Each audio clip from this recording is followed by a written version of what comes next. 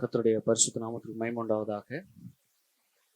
எங்களையும் இந்த இடத்திலே சாட்சியாய் நிறுத்தின தேவனை நாங்கள் ஸ்தோத்தரிக்கிறோம். அது மட்டும் இல்லை, இங்கு வந்திருக்கிற யாவரையும் மறுபடியும் பார்ப்பதில் எங்களுக்கு ரொம்ப சந்தோஷம். உண்மையாகவே இந்த இடத்துல தேவனுடைய பிரசன்னம் நம்மோடு கூட இருக்கிறது. எத்தனை பேர் நம்புறீங்க? ஆமென், ஹல்லேலூயா, ஆமென். தேவனை நம்ம பின்பற்றத பார்க்கிலும் வெளியேற பெற்றது தேவ சித்தத்தை நாம செய்கிறது. ஆமென். அதுதான் தேவன் விரும்புகிறார். தேவ சித்தம்னு வரும்போது சில நேரத்தில் அது கடினமாக தான் இருக்கும். ஆனால் நம்ம அதை அக்செப்ட் பண்ணி எடுக்கும்போது தேவன் அதை ஈஸியாக மாற்றுறது அவரால் கூடுற காரியம். இப்போ நாங்கள் இந்த ஊழியத்திற்கு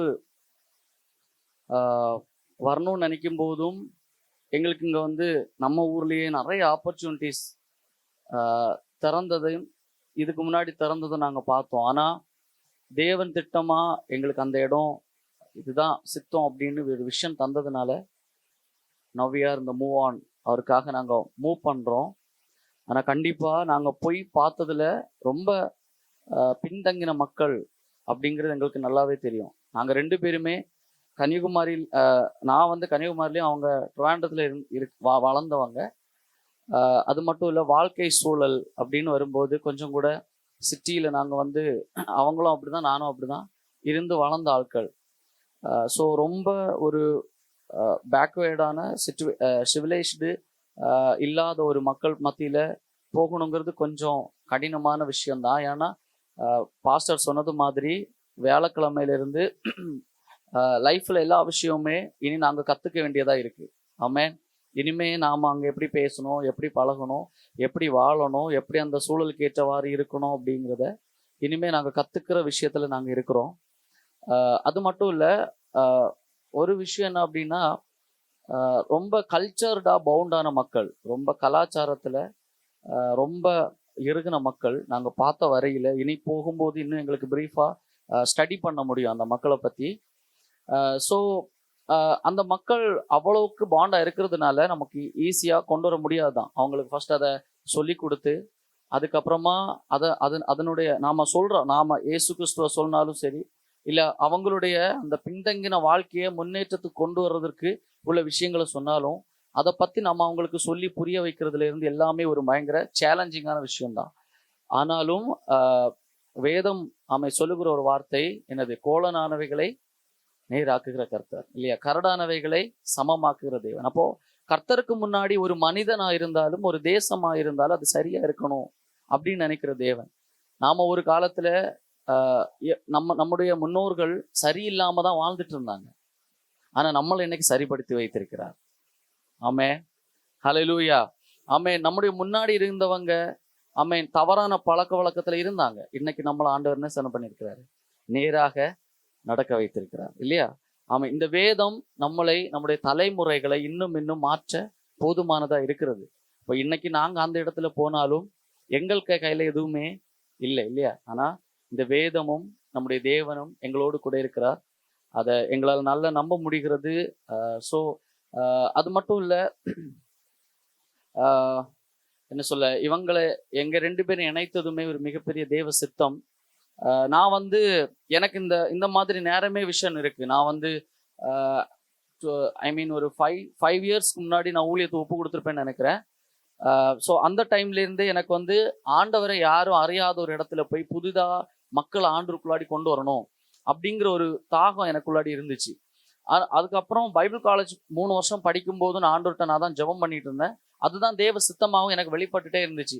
அப்போ எனக்கு அந்த டைம்ல 28 இயர்ஸ் ஓல்டுன்னு நினைக்கிறேன், 28 வயசு. அப்போ மேரேஜ் அதுக்கப்புறம் பண்ணணும். இப்போ நாங்கள் மேரேஜுக்காக யார்கிட்ட எல்லாம் நாங்கள் காண்டாக்ட் பண்ணமோ எல்லாருமே கேட்குற ஒரு கேள்வி என்ன அப்படின்னா, அவங்களுக்கு என்ன வருமானம் இருக்கு, என்ன சர்ச் இருக்கு, எவ்வளோ ஆத்துமா வருவாங்க, எவ்வளோ காணிக்க வரும். இதுதான் நம்ம ஊர்ல இருந்து எங்களுக்கு எழும்பின கேள்வி. புரியுதா? கேட்குறீங்களா? ஆமென், புரியுதா? இதுதான் நம்ம ஆட்கள் நம்ம கிட்ட கேட்ட கேள்வி. பாஸ்ட் இயர்ஸ் வரைக்கும் எங்க ஃபேமிலியில கேட்ட கேள்வி அதுதான். அவனுக்கு என்ன சர்ச் இருக்கு, அவனுக்கு எவ்வளவு ஆத்துமாக்கள் வருவாங்க, எவ்வளவு வருமானம் வரும். இப்ப நம்ம மக்கள் மனதுல இன்னைக்கும் ஆணையத்தனமா புகுந்த ஒரு விஷயம் அப்படின்னா, ஒரு வலிய சபை இருக்குன்னா என்ன வரும்? நல்ல இன்கம் வரும். அவங்க வந்து பெரிய ஒரு ஊழியம் பண்றாங்க, அவங்களுக்கு வந்து பொண்ணை கொடுக்கலாம், என் பொண்ணு சந்தோஷமா இருப்பா. கிறிஸ்துவோடு கூட ஆமென் கஷ்டத்தை சகிக்கும்படியாக நாம் அழைக்கப்பட்டிருக்கிறோம். எத்தனை பேர் நம்புறீங்க? ஆமென், ஹல்லேலூயா. சும்மா நடக்க ஆண்டவர் நம்மளை அழைக்கல, சிலுவை எடுத்துக்கொண்டு அவருக்கு பின்னாடி நடக்கணும். சிலுவையில ஆமென், சிலுவை ஆமென் ஜெருசலேம் தேவா வீதியை நம்ம பார்க்கும்போது ரொம்ப பிளாட்டாவோ இல்லை வந்து தங்கத்துல போட்ட ரோடு மாதிரியோ இல்லை. அது ரொம்ப கரடான பாதை, அது வந்து ரொம்ப முள் நிறைந்த பாதை. அந்த பாதையில தான் இயேசு கிறிஸ்து சிலுவை என்ன செஞ்சாரு? எடுத்து நமக்காக சுமந்தார். இன்னைக்கு நம்மளை சுமக்கணும்னு சொல்லும்போது நாம அதை எடுக்கும்போது அந்த பாதை எப்படி இருக்காதுன்னா லகுவா என்ன செய்யாது? இருக்காது இல்லையா? ஒரு பக்கம் சிலுவையினுடைய வெயிட்டு, இனியொரு பக்கம் நம்ம நடக்கிற பாதை கரடு முரடாக முள்கள் நிறைந்ததாக தான் இருக்கும். அதை தூக்கிட்டு தான் ஆண்டவர் நம்ம நடக்க வைக்கிறார். இப்போ இந்த மாதிரி உள்ள கேள்விகள் அப்ப எனக்குள்ளாடியுமே ரொம்ப கேள்வி, ஆண்டவரே இதுக்கப்புறம் என்ன பண்ண போறேன், எனக்கு டைம் இல்லை, எனக்கு ஊழியம் இல்லை, எதுவுமே இல்லை அப்படின்னு இருக்கும்போது தான் கரெக்டா ஆண்டவர் வந்து இந்த மாதிரி ஒரு அலையன்ஸை வந்து வர வச்சார். அப்போ அவங்களுடைய எய்மும் இதுதான், அவங்களுடைய விஷனும் இந்த விஷனும் ரெண்டும் கனெக்ட் ஆயிருச்சு. எப்படின்னா அவங்களும் வந்து 2 வருஷம் உகாண்டாவில் யாரையுமே ஆப்பிரிக்கான்னு வரும்போது நமக்கு நல்லாவே தெரியும், ரொம்ப பேக்வேர்டான பகுதி. அதாவது நம்ம ஊர்ல நம்ம இப்ப இருக்கிறோம்னா சூளகிரி ஒரு 100 வருஷம் முன்னாடினா ஆப்பிரிக்கா ஒரு 400 வருஷம் முன்னாடி நம்ம சொல்லலாம். அவ்வளவுக்கு பின்தங்கின ஒரு பகுதி. ஒரு ராஜாக்களுடைய ஆட்சி மாதிரி தான் அங்க இருக்கும். எந்த ரைட்ஸுமே இல்லை, மக்களுக்கு எந்த விதமான ஒரு ரைட்ஸ் வந்து காமிக்க முடியாது, மக்களை யாருமே கேர் பண்ண மாட்டாங்க. அந்த மாதிரி ஒரு சூழல்ல உள்ள ஒரு இடம். இப்போ ஒரு ஆஸே ஒரு உமனா வந்து அவங்க அதை ஹேண்டில் பண்ண விஷயத்த அவங்க என்கிட்ட வந்து சொல்லும் போது எனக்கு ரொம்ப ஷாக்கா இருக்கும்.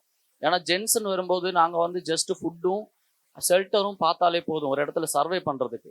ஆனா ஒரு பொண்ணுன்னு வரும்போது ஒவ்வொரு மாசமும் அவங்களுக்கு எவ்வளவு விஷயங்கள் தேவை, எவ்வளவு கஷ்டத்தை அவங்க தாண்டி போறாங்கங்கிறது அவங்க சொல்லும் போது எனக்கு நல்லா புரிஞ்சுச்சு. ஸோ இவ்வளவு கஷ்டத்துல இருந்துட்டும் ஒரு அவ்வளோ பேக்வேர்டான ஒரு தேசத்துல 2 வருஷமா சர்வே பண்ணியிருக்காங்க. அதுவும் 19 இயர்ஸ் ஓல்டு, அதாவது 19 வயசுல அவங்க அங்க போய் அதை பண்ணியிருக்காங்க.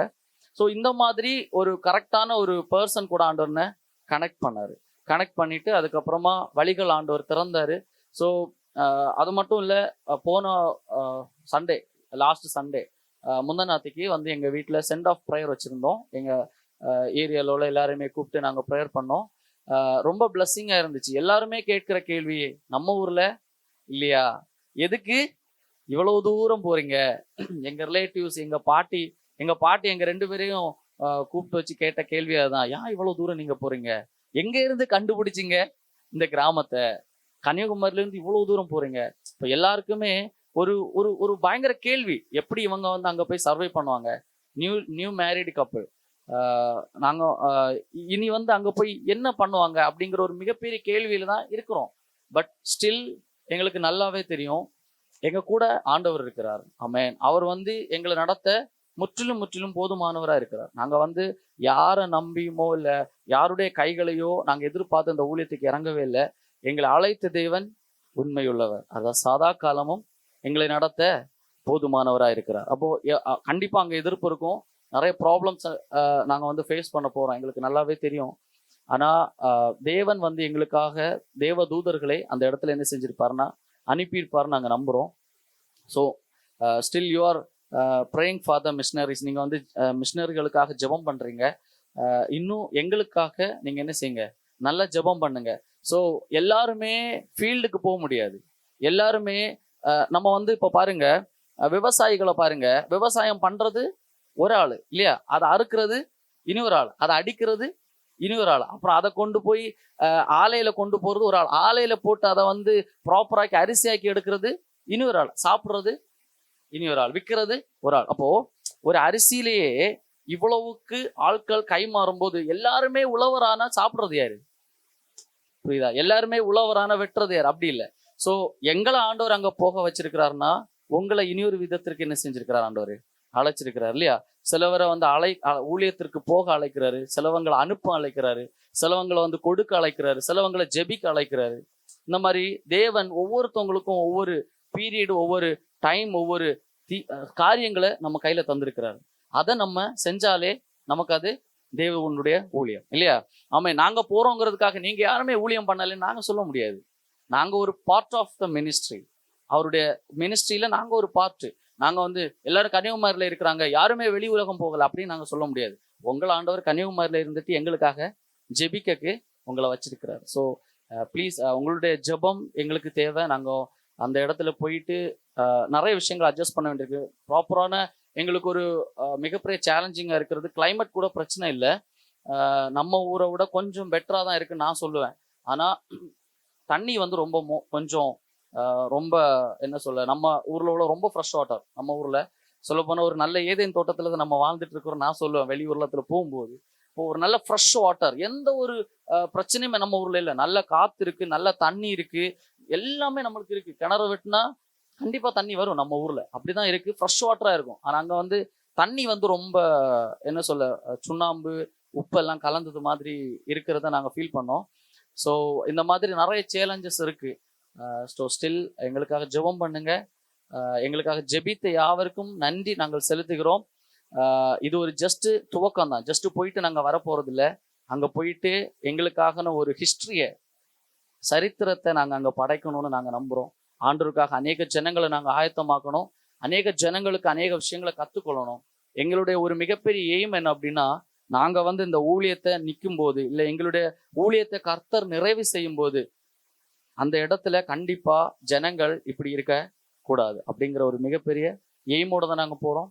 So still we are thank to you all. Thank you so much. May God bless you. നിങ്ങളുടെ സാക്ഷ്യം എനിക്ക് ദൈവജനത്തിൽ തന്നെ സഹായിച്ചു. 19 വയസ്സിൽ ദൈവം എന്നെ ദൈവവേലയ്ക്ക് വേണ്ടി വിളിച്ചു. എൻ്റെ അമ്മയാണ് ആദ്യമായി എൻ്റെ ബ്രദറിനെ ഫസ്റ്റ് ദൈവവേലയ്ക്കാണ്ട് നേർന്നത്. 7 വർഷം കഴിഞ്ഞിട്ടാണ് ഞാനുണ്ടാകുന്നത്. അന്ന് പപ്പയും അമ്മയും എടുത്ത തീരുമാനം, ദൈവത്തോട് ഡിമാൻഡ് ചോദിച്ചു, ഒരു പെൺകുഞ്ഞിനെ തരുവാണെങ്കിൽ ഞാൻ അതിനെയും ദൈവവേലയ്ക്ക് നൽകാമെന്ന് പപ്പയും അമ്മയും എടുത്ത തീരുമാനമായിരുന്നു. പക്ഷേ ഞങ്ങൾ വളർന്ന് ഞങ്ങൾക്ക് അറിവായ സമയത്ത് ഒരിക്കൽ, എൻ്റെ ഓർമ്മയിൽ ഒരിക്കൽ മാത്രമേ അവർ പറഞ്ഞിട്ടുള്ളൂ, നിങ്ങളെ ദൈവവേലയ്ക്ക് വേണ്ടിയിട്ടാണ് ഞങ്ങൾ നേർന്നിരിക്കുന്നത്. പക്ഷെ ഒരിക്കലും നിങ്ങൾ ആ പാത്തിലോട്ട് പോകണമെന്ന് ഞങ്ങൾക്ക് ഒരിക്കലും പപ്പയമ്മ നിർബന്ധിച്ചിട്ടില്ല. നിങ്ങൾക്ക് എന്ത് വേണമെങ്കിലും ചെയ്യാം, നിങ്ങൾക്ക് ഏതുവരെ വേണമെങ്കിലും പഠിക്കാം, ഞാൻ ഏതുവരെ വേണമെങ്കിലും പഠിപ്പിക്കാം. പപ്പ അത്രയും സപ്പോർട്ടീവ് ആയിരുന്നു. പക്ഷെ നിങ്ങളെ ഒരു ഹൈ പൊസിഷനിൽ കാണണമെന്നോ ഞങ്ങൾക്ക് ഒരു ആഗ്രഹവുമില്ല. നിങ്ങൾ ദൈവവേല ചെയ്ത് ഞങ്ങൾക്ക് അത്രയും സന്തോഷം. എനിക്കാണെങ്കിൽ സുവിശേഷ വേല ചെയ്യണമെന്നുള്ള ഒരു ആഗ്രഹവുമില്ലായിരുന്നു.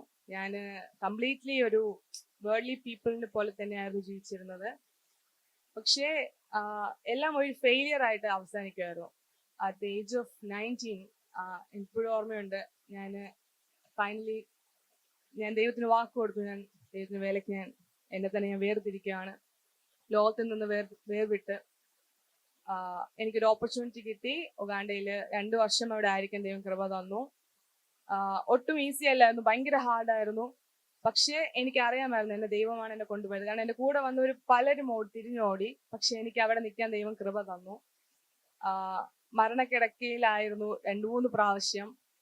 പക്ഷേ വീട്ടിൽ പോലും ഞാൻ അറിയിച്ചിട്ടില്ല ഞാൻ ഇത്രയും കഷ്ടപ്പെട്ട കാര്യം.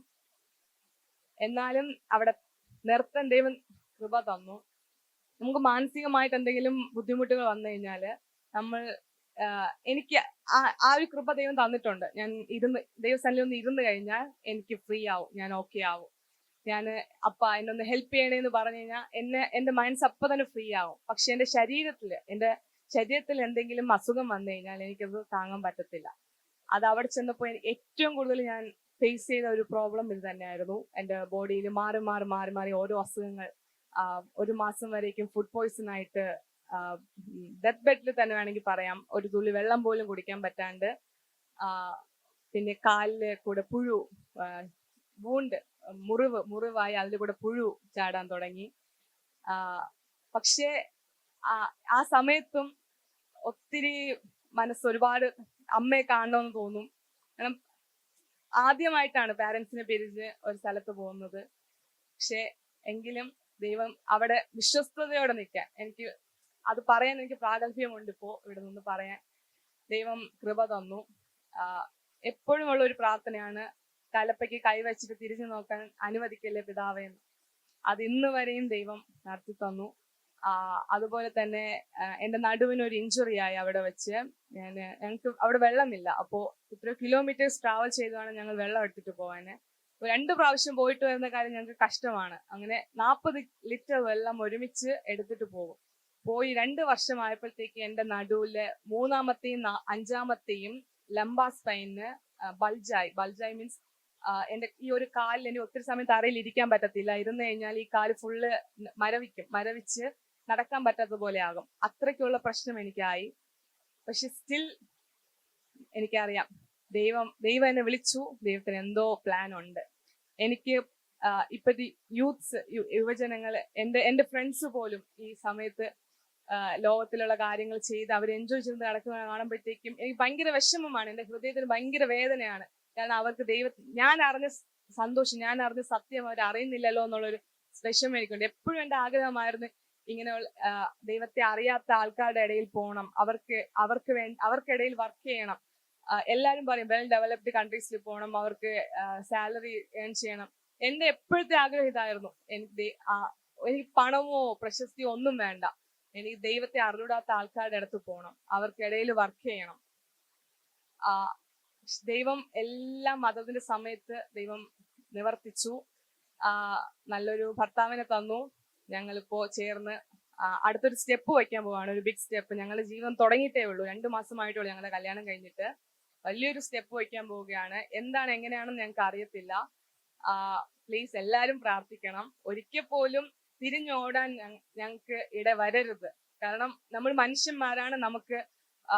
നമ്മളാരും പൂർണ്ണരല്ല. നമുക്ക് കുറവുകൾ ഉണ്ടാകും. പക്ഷെ ഒരിക്കൽ പോലും ഇതിൽ നിന്ന് തിരിഞ്ഞോടാൻ ദൈവം അനുവദിക്കരുത്. എല്ലാരും ഞങ്ങളോർത്ത് പ്രാർത്ഥിക്കണം. Thank you. My God bless you all.